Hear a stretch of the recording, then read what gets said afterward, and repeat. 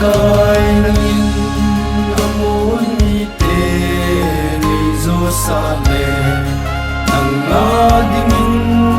inay pungi Nalam tu masapen tu Namada kapite Ding ahiro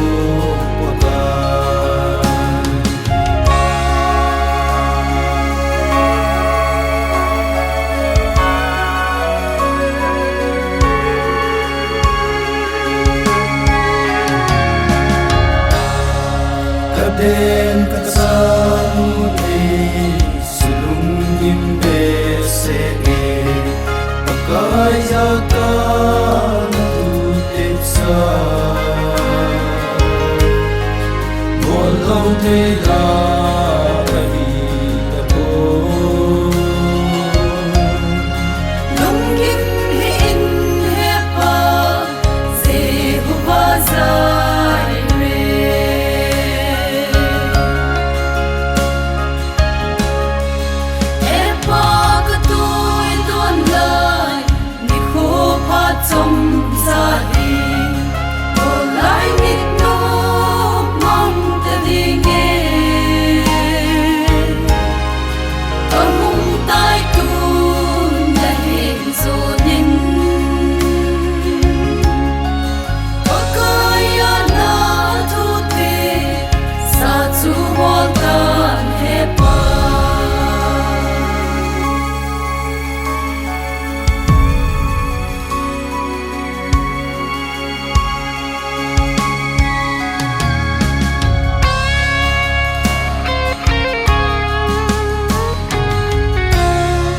Pagkay nangadin ka Hindi ka gulute Nanginlan lang na di bangin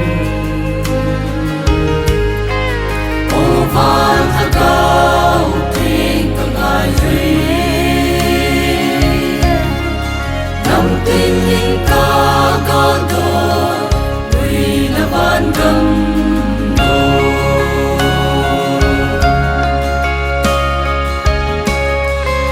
Sang lai zing Pagkaya kun nalhan zepta Pagkay zing api ko lupe Uhing lepa di napita